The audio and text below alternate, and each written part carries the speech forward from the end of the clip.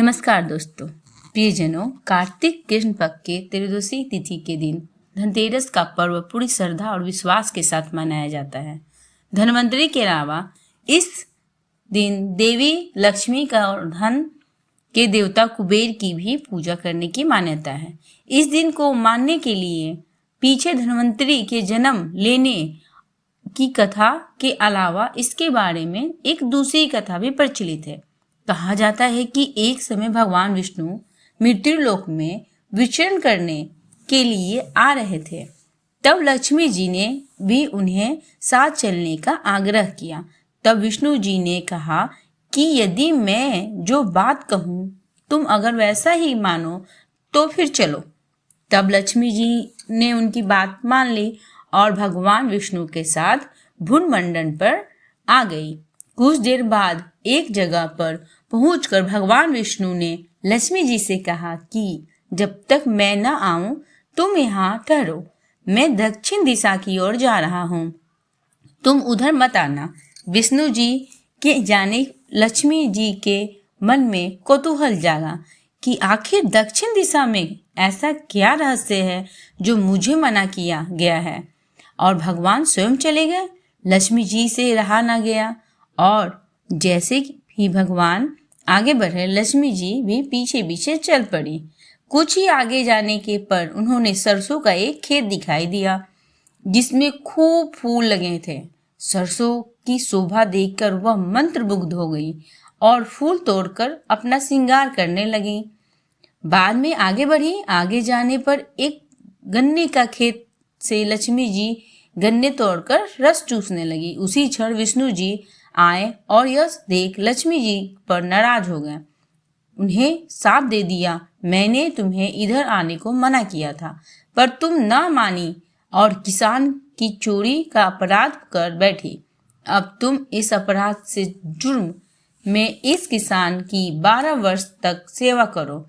ऐसा कहकर भगवान उन्हें छोड़कर क्षीर सागर चले गए। तब लक्ष्मी जी उस गरीब किसान के घर रहने लगी। एक दिन लक्ष्मी जी ने उस किसान की पत्नी से कहा कि तुम स्नान कर पहले मेरी बनाई गई इस देवी लक्ष्मी का पूजन करो, फिर रसोई बनाना, तब तुम जो मांगोगी मिलेगा। किसान की पत्नी ने ऐसा ही किया। पूजा के प्रभाव और लक्ष्मी की कृपा से किसान का घर दूसरे ही दिन से अन्न धन रत्न स्वर्ण आदि से भर गया। लक्ष्मी ने किसान को धन्य धान्य से पूर्ण कर दिया। किसान के 12 वर्ष बड़े आनंद से कट गए। फिर 12 वर्ष के बाद लक्ष्मी जी जाने के लिए तैयार हुई। विष्णु जी लक्ष्मी जी को लेने आए तो किसान ने उन्हें भेजने से इनकार कर दिया। तब भगवान ने किसान से कहा कि इन्हें कौन जाने देता है, यह तो चंचला है, कहीं नहीं ठहरती, इनको बड़े बड़े नहीं रोक सके। इनको मेरा साप था इसलिए 12 वर्ष तुम्हारी सेवा कर रही थी। तुम्हारी 12 वर्ष सेवा का समय पूरा हो चुका है। किसान हठपूर्वक बोला कि नहीं, अब मैं लक्ष्मी जी को नहीं जाने दूंगा। तब लक्ष्मी जी ने कहा कि हे किसान, तुम मुझे रोकना चाहते हो तो मैं कहूँ वैसा करो।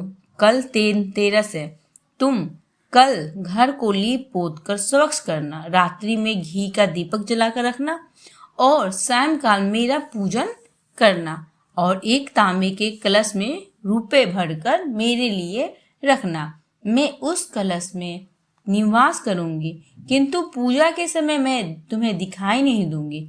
इस एक दिन की पूजा से वर्ष भर मैं तुम्हारे घर में नहीं जाऊंगी। यह कहकर वह दीपकों के प्रकाश के साथ 10 दिशाओं में फैल गए। अगले दिन किसान ने लक्ष्मी जी कथानुसार पूजन किया।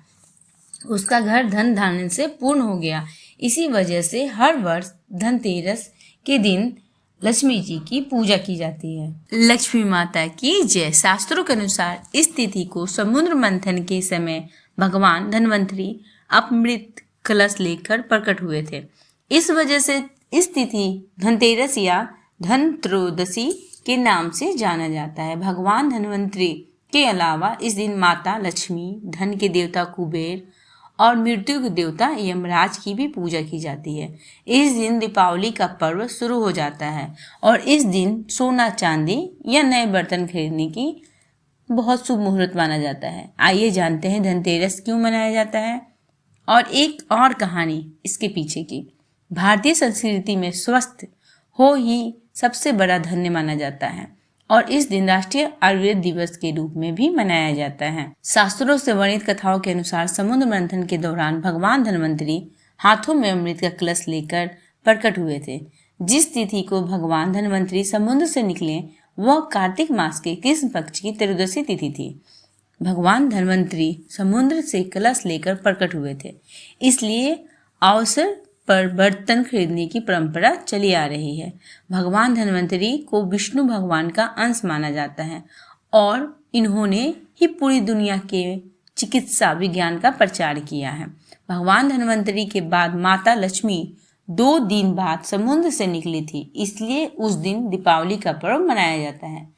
इसकी पूजा अर्चना करने से आरोग्य सुख प्राप्ति होती है। आइए हम इसकी दूसरी कहानी सुने। एक बार मृत्यु के देवता यमराज ने यमदूतों से प्रश्न किया कि क्या कभी मनुष्य के प्राण लेने से तुमको कभी किसी पर दया आती है? यमदूतों ने कहा कि नहीं महाराज, हम तो केवल आपके लिए दिए हुए निर्देश का पालन करते हैं। फिर यमराज ने कहा कि बेझिझक होकर बताओ कि क्या कभी मनुष्य के प्राण लेने में दया आई है? तब एक यमदूत ने कहा, एक बार ऐसी घटना हुई है जिसको देखकर हृदय पसीज गया। एक दिन हंस नाम का एक राजा शिकार पर गया था और वह जंगल में रास्ते में भटक गया था और भटकते भटकते दूसरे राजा की सीमा पर चला गया। वहां एक हेमा नाम का शासक था। उन्हें पड़ोस के राजा का आदर सत्कार किया।